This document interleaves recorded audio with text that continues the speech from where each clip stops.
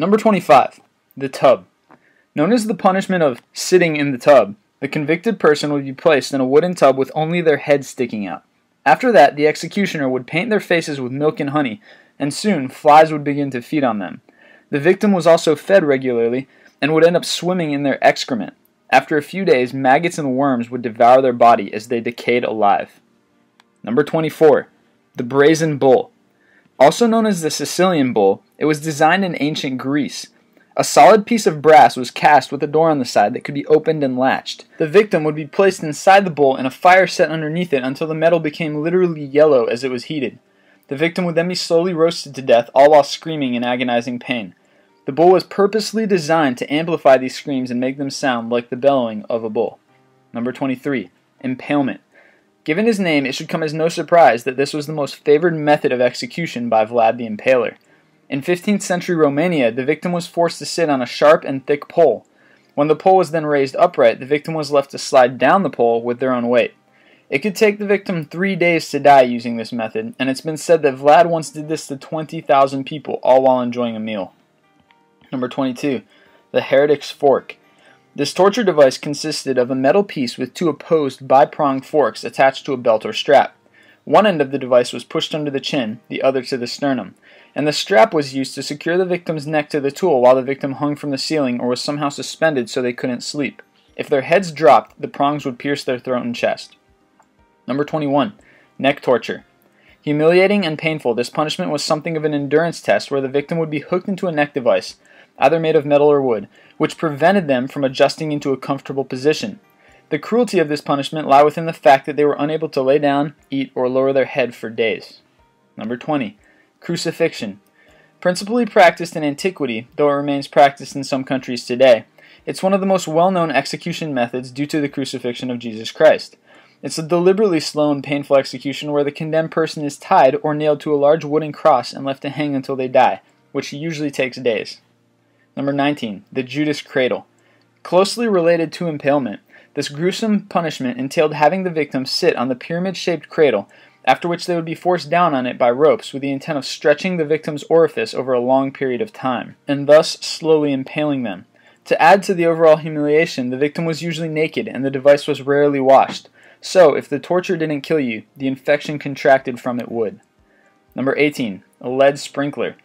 Usually filled with molten lead, tar, boiling water, or boiling oil, it was used to torture victims by dripping the contents onto their stomach or other body parts like the eyes. Using this device, the torturer would proceed to pour molten silver on the victim's eyes, which resulted in agonizing pain and eventual death. Number 17. The Iron Maiden. This torture device consisted of an iron cabinet with a hinged front and spike-covered interior, sufficient enough to enclose a human being. Once inside its conical frame, the victim would be unable to move due to the great number of steel spikes impaling them from every direction. Number 16. Coffin torture. The most preferred torture technique in the Middle Ages was known as coffin torture. This method involved placing the victim inside a metal cage roughly the size of the human body, hence the name. The torturers also forced overweight victims into smaller cages to heighten their discomfort as they hung from a tree or gallows.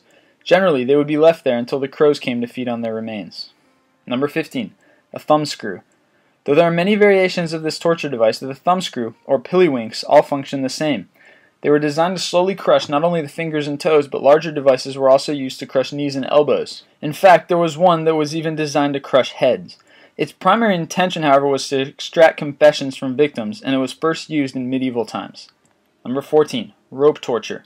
A rope is the easiest to use of all the torture devices since it's easy to find and can easily be fashioned to inflict a number of terrible retributions. For example, it could be used to tie the victim to a tree, leaving the victim exposed with no way of defending himself. It could be used to hang victims at the gallows for entertainment purposes, and it could be fashioned to restrain the victim's limbs while attaching the other end to horses who would then be made to run, consequently severing their limbs. Number 13. The guillotine. One of the most notorious forms of execution, the guillotine was made of a razor-sharp blade attached to a rope. The victim's head was placed in the middle of the frame as the blade dropped, severing the victim's head from the body. Since the decapitation was considered to be an instant and painless event, at least relative to the other torture methods, it was often considered the most humane method of execution. Number 12. The rack. Designed to dislocate every joint of the victim's body, it was believed to be the most painful form of medieval torture. This torture device was made out of a wooden frame with 2 ropes fixed to the bottom and the other tied to the handle on top. Once the victim was bound and placed on top of the rack, the torturer would proceed to turn the handle. Eventually, the victim would be stretched till his limbs were dislocated. The torturers, however, just to make sure those limbs were indeed dislocated, would continue to turn the wheel until the limbs were completely torn off the victim's body. Number 11. The tongue tear. Looking like an oversized pair of scissors, it could effortlessly cut the victim's tongue. Their mouth would be forced open with a device called a mouth opener, and then the iron tongue tear would twitch the tongue with its rough grippers. Once a firm hold was maintained, the screw would be firmly tightened and the victim's tongue would be roughly torn out. Number 10. Rat torture. Being in an enclosure with rats is torture enough, but apparently that's not enough for medieval times. One of the most sadistic of all torture techniques involved having a cage with one open side strapped against the victim's body. It would then be filled with large rodents and a heating element which would be placed on the other side of the cage. The rodents' natural instinct led them to flee the intense heat. In order to escape, they would burrow through the victim's body with fatal results. Number 9. The chair of torture. Also known as the Judas chair, it was a terrible, intimidating torture device that was added to dungeons in the Middle Ages. Used until the 1800s in Europe, this chair was layered with 500 to 1500 spikes on every surface, with tight straps to retain its victims. Made of iron, it can also contain spaces for heating elements beneath the seat. It was often used to scare people into giving confessions as they watched others being tortured on the device. Number 8. Cement shoes. The cement shoes were introduced by the American Mafia when they executed enemies, traitors, and spies by placing their feet inside cinder blocks and then filling them up with wet cement. Once it dried, the victim would be thrown alive into a river or other deep body of water. Number 7. The breast ripper. Though women were subject to many of the torture techniques on this page, this is one that was specifically designed for them.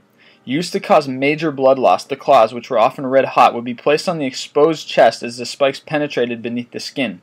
It would then be pulled or jerked, causing large chunks of flesh to come off with it. Number 6. Crocodile shears. Often used to mutilate those who would attempt to assassinate the king, this iron pincer was heated red hot before being used to clamp down on the victim's appendages and tear them off from their bodies. Number 5. Republican marriage. Besides the guillotine and burning at the stake, this act of torture was employed by Jean-Baptiste Carrier during the French Revolution. It involved binding naked males and females together and then throwing them into icy waters to drown. When water was unavailable, they would just be run through with swords or bayonets. This was the preferred method used to execute nuns and priests. Number 4. The breaking wheel. Also known as the Catherine wheel, this is a torture device used to slowly kill the victim. First, the victim's limbs were tied to the spokes of a large wooden wheel, which would then be slowly revolved as the torturer simultaneously smashed the victim's limbs with an iron hammer to break them in numerous places. As the bones were broken, the victim would be left on the wheel to die, or could be placed on top of a tall pole so the birds could feed on their flesh while still alive.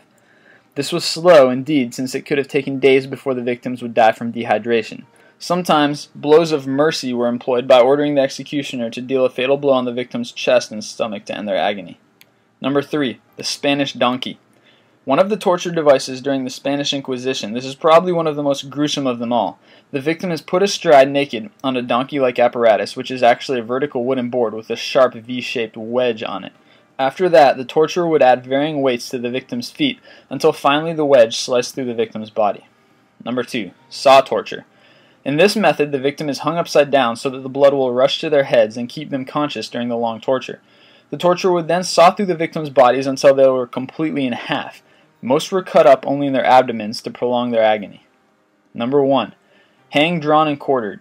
During medieval times, the penalty for high treason in England was to be hanged, drawn, and quartered in public, and though it was abolished in 1814, it's been responsible for the death of thousands of people. In this torture technique, the victim is dragged in a wooden frame called a hurdle to the place of execution. They would then be hanged by the neck for a short period of time until their near death, followed by disembowelment and castration, where their entrails and genitalia are burned in front of them.